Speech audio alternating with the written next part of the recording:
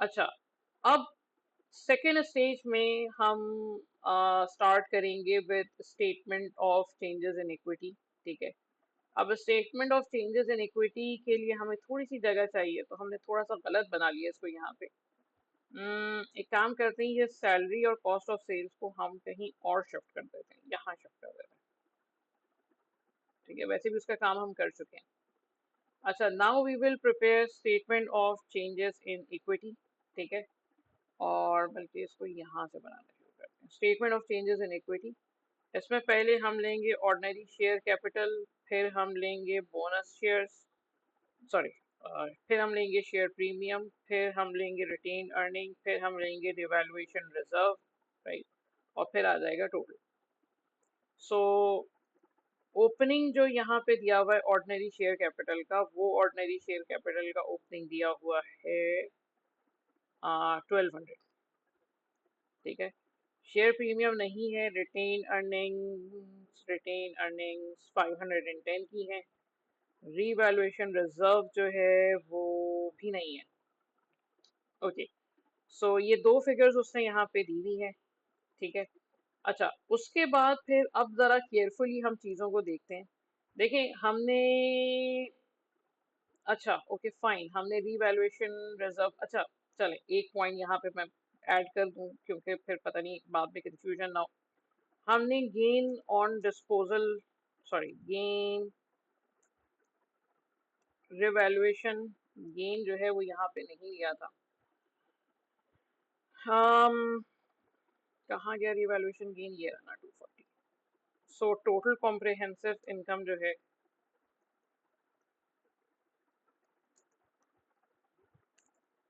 वो हो जाएगी दिस प्लस दिस, राइट। अच्छा, ओपनिंग हमने ले लिया, ओपनिंग के बाद फिर हम टोटल कॉम्प्रिहेंसिव इनकम लेंगे, लेकिन इसमें बस ख्याल रखिएगा कि रिटेन अर्निंग में जो है वो सिर्फ प्रॉफिट आफ्टर टैक्स वाली फिगर आएगी, और रीवैल्यूएशन रिजर्व में ये 240 आएगा। ये 890 डायरेक्ट रीवैल्यूएशन रिटेन अर्निंग में मत ले जाइएगा। अगर आप ये 890 यहाँ ले गए तो इसका मतलब पूरा का पूरा 240 जो है वो आपने रिटेन अर्निंग में चार्ज कर दिया, which is highly incorrect, right. तो ये हमने कर दिया। अच्छा, उसके बाद now we will move slowly and gradually to the notes, right. तो नोट्स में पहले में रीवैल्यूएशन था वो हमने कर दिया, रीवैल्यूएशन का ट्रांसफर हम कर नहीं रहे तो ये भी ट्रांसफर नहीं होगा, प्लान डेप्रिशिएट हो गया। अब बोनस शेयर हमने इशू किया है। ठीक है, अब बोनस शेयर जो हमने इशू किया है उसके लिए हम एक और वर्किंग करेंगे, which is probably working number 4। ठीक है, अब चाहे तो उसको पहले भी कर सकते हैं, statement of changes in equity बनाने से पहले भी कर सकते हैं। वर्किंग 4। अच्छा, अब उसने कहा ऑन 31st मार्च 2017 हमने क्या किया, हमने बोनस शेयर्स इशू किए, 1 for 6, 1 for every 6, राइट। तो हमारे पास टोटल ऑर्डिनरी शेयर कैपिटल है 1200 का। तो हमने जो नंबर ऑफ शेयर्स इशू किए होंगे, नंबर ऑफ शेयर्स नहीं, जो वैल्यूएशन ऑफ शेयर्स हमने इशू किया, चलें हम ऐसे कर लेते हैं। नंबर ऑफ शेयर्स अभी जो है हमारे पास 1200, तो वैल्यूएशन है ना, 10 रुपए का एक शेयर है। सो 1200 डिवाइडेड बाई 10, एक 120 मिलियन शेयर्स हमने इशू किए हुए हैं ऑलरेडी। ठीक है, बोनस शेयर्स हम कितने इशू करेंगे, बोनस शेयर्स हम इशू कर रहे हैं 1 for 6, सो इंटू 1/6, राइट। लेकिन ये जो 20 आया है ये नंबर ऑफ शेयर्स हैं, बिकॉज हमने ऊपर इसको 10 से डिवाइड करके नंबर ऑफ शेयर्स में कन्वर्ट कर लिया था। वैल्यूएशन ऑफ बोनस शेयर कितनी हो जाएगी, वो हो जाएगी 20 मल्टीप्लाई बाय 10। ठीक है, इससे ज्यादा बेहतर ये होता कि हम 1200 ही रखते जो वैल्यूएशन है, और उसी को डिवाइड कर देते 6 से और मल्टीप्लाई कर देते 1 से, क्योंकि बोनस शेयर जो है वो हमेशा पार वैल्यू पे इशू होता है। ठीक है, इन बोथ केसेस आंसर आपका 200 ही रहेगा। अच्छा, जनरली जो हमने अब तक जो इसकी एंट्री बनाई है वो ये बनाई है कि ऑर्डिनरी शेयर प्रीमियम हम डेबिट करके ऑर्डिनरी शेयर कैपिटल क्रेडिट कर देते हैं। अनफॉर्चुनेटली हमारे पास कोई भी शेयर प्रीमियम नहीं है यहाँ पे, तो शेयर प्रीमियम नहीं है अगर, तो फिर हम रिटेन अर्निंग्स को डेबिट करके 200 और उसके बाद ऑर्डिनरी शेयर कैपिटल को क्रेडिट कर देंगे विच इज 200। ठीक है, एक तो ये ट्रांजेक्शन हो गई। तो ऑर्डिनरी शेयर कैपिटल बढ़ेगा और रिटेन अर्निंग्स हमारी कम हो जाएंगी, और दोनों ही statement of changes in equity में जाएगा। अच्छा, उसके बाद फिर क्या हो रहा है, उसके बाद फिर उसने एक थोड़ा सा डिफरेंट पॉइंट दिया है। उसने कहा right shares were issued on 1 सितंबर 2017। ठीक है, ये आ गया 1 सितंबर 2017। ठीक है, right shares were issued on 1 September 2017 at 12 rupees per share. The proceeds of right issue were credited to right subscription received account. अब ये right subscription received account जो है, ये ये जो भी प्रोसीडिंग्स थी ये यहाँ पे क्रेडिट हुई हैं। अब ये क्यों इंपॉर्टेंट है ये मैं भी बताती हूँ। अच्छा, फिर उसने कहा the amount has been transfer to share, the amount has to be transfer to share to the share capital account and the share premium account. ये आपको करना है। अब मसला यहाँ पे ये है कि इसने यहाँ पे ये नहीं बताया कि जनरली तो हमें पता होता है राइट शेयर 1 to 5 का है, 1 to 6 का है, 1 to 10 का है। यहाँ पे राइट शेयर की क्वांटिटी कितनी इशू की है हमने ये नहीं पता। उसी बुरे वक्त के लिए उसने आपको ये बता दिया था कि देखो हमने 420 का तकरीबन हमें पैसा मिला है, और हमने एक राइट शेयर जो इशू किया है वो 12 रुपए पे इशू किया है। सो क्या हम number of right shares calculate कर सकते हैं?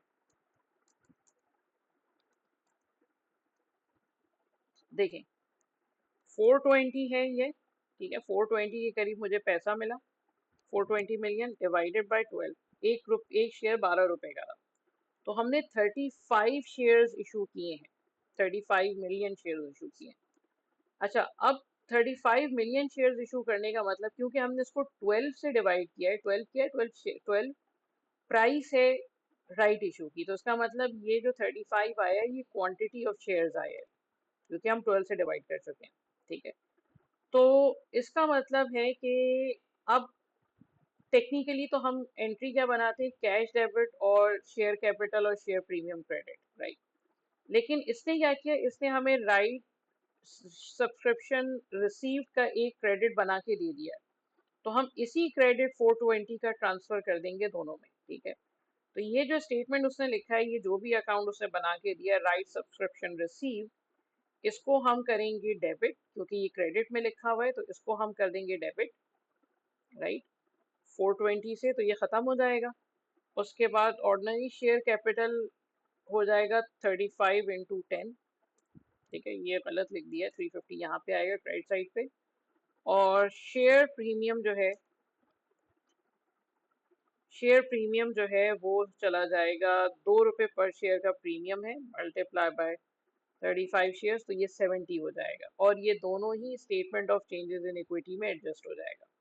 ठीक है, और कोई चीज़ ऐसी है, और उसने लोन नोट्स दिया था वो नहीं आएगा, ये नहीं आएगा और ये नहीं आएगा। तो दो चीज़ें हैं जो statement of changes in equity में एडजस्ट होंगी। मैं इसको बड़ा कर रही हूँ ताकि हम आराम से कर लें। बोनस का जो इशू हुआ है, वो बोनस में ऑर्डिनरी शेयर कैपिटल क्रेडिट हो रहा है, यानी ये बढ़ रहा है, और 200 की रिटेन अर्निंग्स जो है वो कम, रिटेन अर्निंग्स कम हो रहा है, तो -1 कर देते हैं इसको। ठीक है, और दूसरा जो था वो था नंबर ऑफ राइट शेयर्स। ठीक है, राइट शेयर्स जो हमने इशू किए हैं उसमें 350 यहाँ पे डेबिट हो रहा है, मतलब 350 ये बढ़ रहा है, और 70 से शेयर प्रीमियम बढ़ रहा है। ठीक है, और कोई चीज़ है नहीं यहाँ पे, तो हम क्लोजिंग कैलकुलेट कर लेते हैं।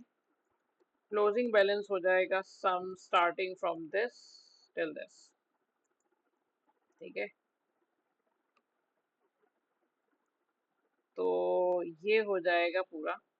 यहाँ तक अगर कोई ऐसी चीज़ है जो आप लोगों ने, यहाँ पे पॉज करें और यहाँ तक देखें कि कौन कौन सी चीज़ें आप लोगों ने गलत कैलकुलेट की हैं, उसको आप अपनी तरफ से एक दफ़ा चेक कर लें। ठीक है, अब हम चलते हैं स्टेटमेंट ऑफ फाइनेंशियल पोजीशन पे। ठीक है, स्टेटमेंट ऑफ फाइनेंशियल पोजीशन में सबसे पहले हम आते हैं नॉन करंट एसेट्स पे। ठीक है, नॉन करंट एसेट्स जो है वो सबसे पहले हम स्टार्ट करेंगे प्रॉपर्टी प्लांट एंड इक्विपमेंट। ठीक है, अच्छा, इसके लिए हम एक और वर्किंग बनाएंगे which is working number 5 I think, या वर्किंग नंबर 6 शायद। इसकी क्या बनाई थी, इसकी वर्किंग 3, वर्किंग 4, वर्किंग 5 होगी।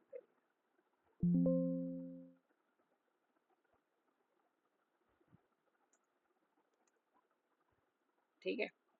अच्छा, अब प्रॉपर्टी प्लांट एंड इक्विपमेंट में सबसे पहले तो हम बेसिकली हमें इस वाले पार्ट की जरूरत पड़ेगी, पूरे इस वाले पार्ट की जरूरत पड़ेगी।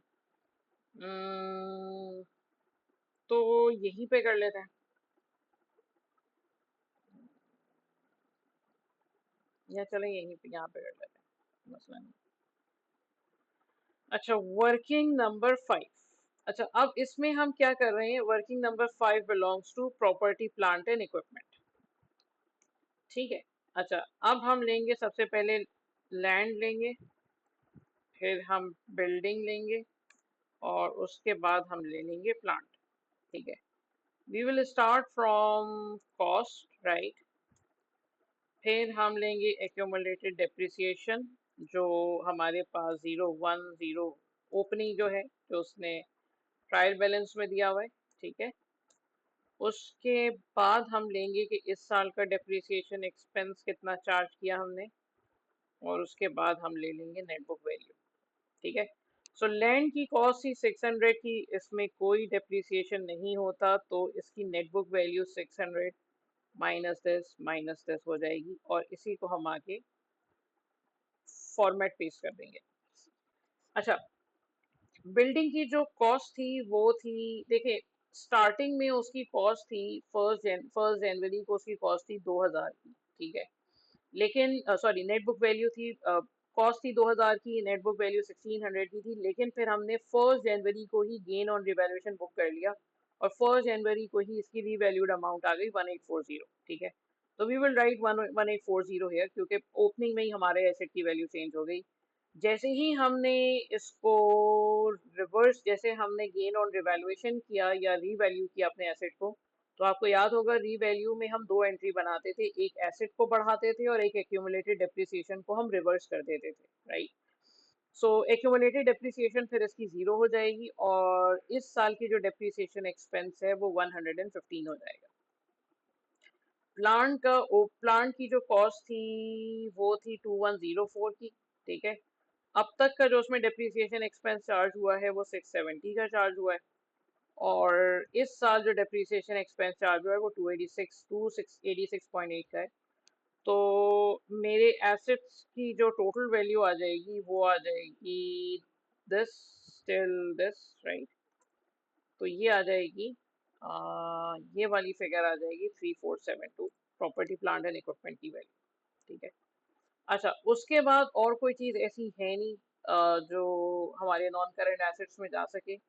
उसके बाद हम लेंगे करंट एसेट्स। ठीक है। करंट एसेट्स जो हमारे होंगे उसमें ट्रेड रिसीवेबल आ जाता है, इन्वेंट्री आ जाती है, और कैश एंड बैंक आ जाता है। ठीक है। ओके। सो इसमें वो डाउटफुल डेट वगैरह के तो चक्कर है नहीं, सीधा सीधा सा क्वेश्चन है। सो ट्रेड रिसीवेबल जो था हमारा वो था 702। ठीक है। तो कॉपी पेस्ट करना था 702, ये अगर सही हो रहा है आपका तो इसमें खुश होने की जरूरत नहीं है। इन्वेंट्री जो है वो 758 की है, क्लोजिंग बैलेंस इन्वेंट्री का, और कैश इन बैंक है तकरीबन 354। ठीक है। So if you sum all these figures,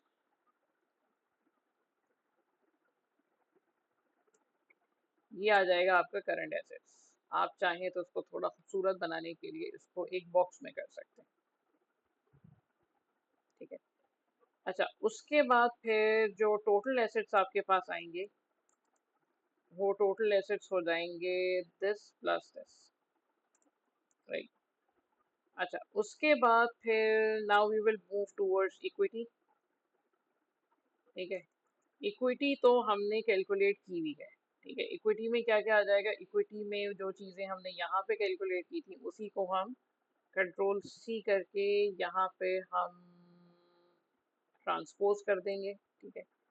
अब ये वाली चीज़ें अनफॉर्चुनेटली आपके नोटबुक्स वाले क्योंकि आप लोग नोटबुक्स में काम कर रहे हैं, वहां पे ये चीज है नहीं अनफॉर्चुनेटली।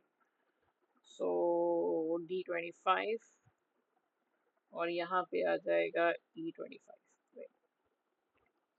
सो इसको भी अगर आप खूबसूरत बनाना चाहें थोड़ा सा, तो इसको भी हम बॉक्स में बंद कर देते हैं, राइट।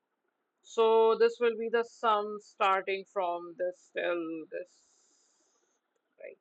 सो ये हमारे पास आ गई इक्विटी, ठीक है। अच्छा, उसके बाद नॉन करंट लाइबिलिटीज हम लेंगे, नॉन करंट लाइबिलिटीज में क्या है हमारे पास? नॉन करंट लाइबिलिटीज में 12% लॉन्ग टर्म लोन है, ठीक है। तो 12% लॉन्ग टर्म लोन है, और इसकी जो क्लोजिंग वैल्यू होगी वो वही होगी जो हमने यहाँ पे शेड्यूल में बनाई थी, ठीक है। शेड्यूल में हमने क्लोजिंग बैलेंस ये लिया था, तो यही वाली फिगर हो जाएगी यहाँ पे, ठीक है। अच्छा, और अगर किसी को ये समझ में नहीं आ रहा, तो 1600 की जो फिगर है उसमें हमने ये जो क्रेडिट एंट्री बनाई थी यहाँ पे 11.68 की, वो ऐड कर लीजिएगा, एक ही बात है, ठीक है। सो नॉन करंट लाइबिलिटी हमारे पास आ गई। उसके बाद फिर हम लेंगे करंट लाइबिलिटी में हमारे पास ट्रेड पेबल्स आ जाएंगे, ठीक है। ट्रेड पेबल्स जो हैं वो हमारे हैं 566, ठीक है।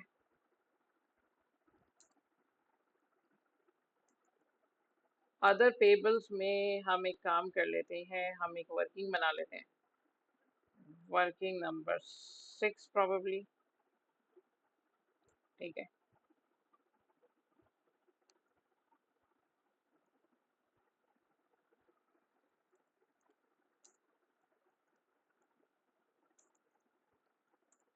ठीक है।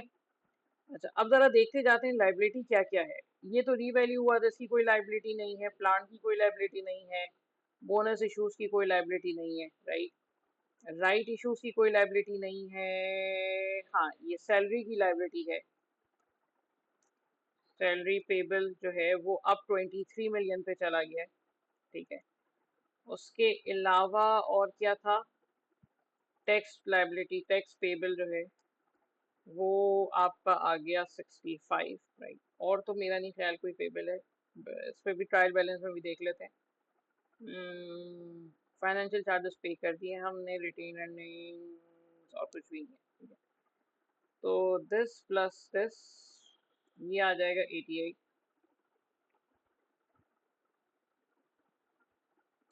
ठीक है। सो इन दोनों को अगर हम प्लस कर देंगे तो मेरे पास करंट लाइबिलिटी का टोटल आ जाएगा, ठीक है। सो equity and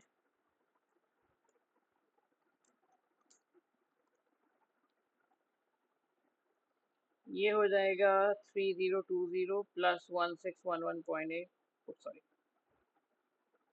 plus 654, so that is 5286.2, which is exactly equals to this figure 5286.2। that means हमारी बैलेंस शीट जो है वो टैली हो गई, हमारा क्वेश्चन ठीक हो गया। ऑलराइट, चले, thank you, take care, bye bye.